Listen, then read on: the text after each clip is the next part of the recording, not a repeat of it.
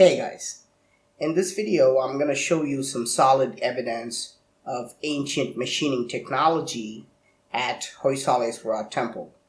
There's something very strange about these pillars. If you look closely, you can see these minute circular marks all around the pillar.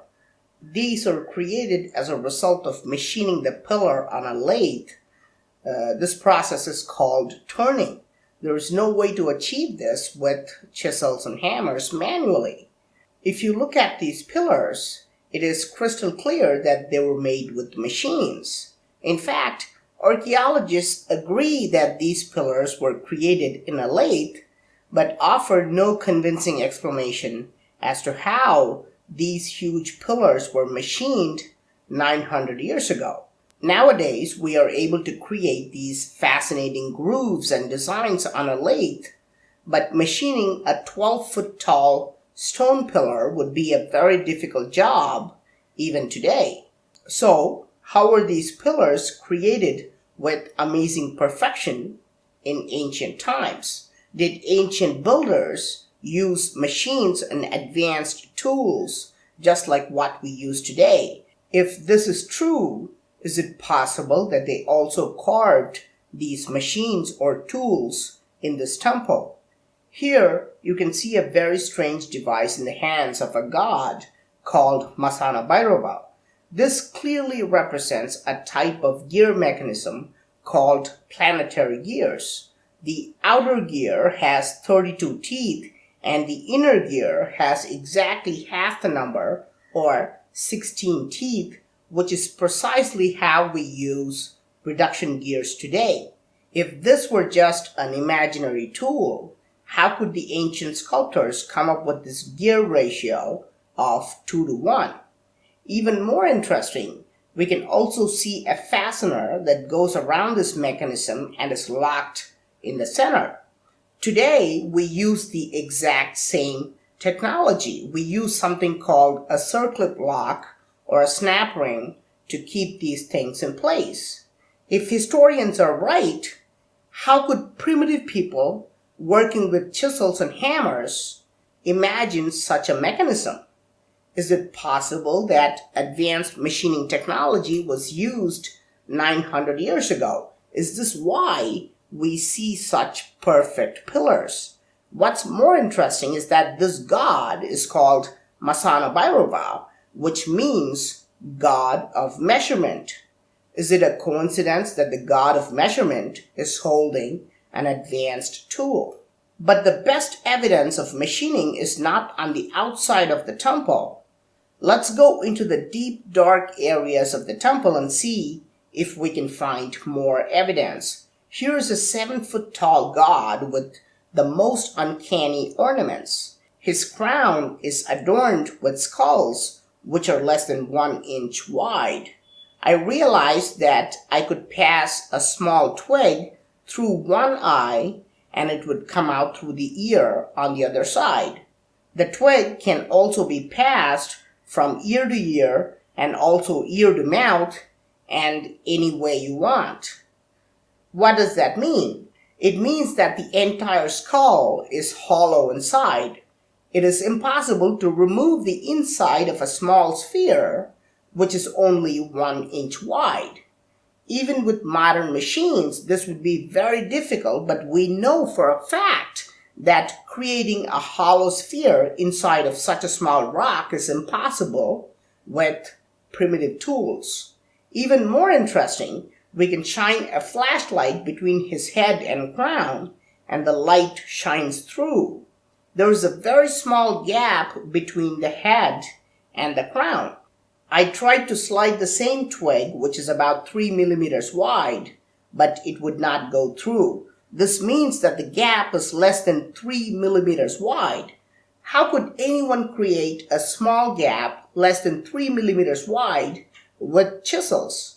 Is it possible that the small skulls, crown, and other pieces were carved out of separate rocks and then fixed together?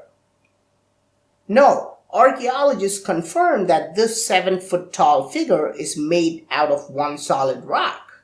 I've always wondered why the carvings in the darkest parts of the temple have the most intriguing details. Here's a woman who's wearing a large, thick necklace. However, if you shine a flashlight, we can see that this is not one necklace but two, because the light passes between the two necklaces. Again, I tried to put the 3mm white twig and it won't go between these necklaces. How do we explain these extraordinary sculptures made 900 years ago? Now, the Hoysaleswara temple is famous for housing the 6th and 7th largest monolithic bulls in India. However, in terms of beauty, they are ranked first and second. This is because they look like they have been created with machining precision. For example, look at the level of polishing. You can literally see your face like a mirror. And this is after 900 years of corrosion and damage. So you can imagine how perfect they would have looked at the time they were created. Is it possible that this kind of polishing was done with machines? Today, we use tools like the rotary burr for this level of polishing. If you look at modern-day drilling and polishing tools, they look like this. Were tools like these also used in ancient times? And more importantly, are these tools also shown in the temple's carvings? Here we can see a tool that almost looks identical to the rotary burr in the hands of a deity. Here's another one that's holding a slightly different tool. Note that the devices look the same, but are not identical. The ridges are different. The drilling and polishing tools we use today also have different ridges for different types of outcome. Around the world, we can see gods holding this mysterious tool that is thought of as pine cones. Are these really pine cones? Is it possible that the gods in this Indian temple are also holding actual pine cones and not tools? Well, there are no pine trees in India, so how could the ancient builders in India have seen pine cones 900 years ago? Since that is not possible, is it possible that these gods shown around the world are holding an advanced tool that was used for machining technology? Is this how the world's greatest megalithic structures were built? Also, many of these quote-unquote pine cones shown around the world are depicted with a long base, just like any modern tool. In a previous video, I've also shown you a telescope carved in the same temple. How was this created without using machines? So, what do you think were advanced machines and tools used 900 years ago? If they were not used, how do you explain these turn marks and grooves, holes that are less than 3 millimeters wide, and incredible polishing? What about these planetary gears and strange tools? Please let me know your thoughts in the comment section. I'm Praveen Mohan. Thanks a lot for watching. Don't forget to subscribe, and I'll talk to you soon. Bye.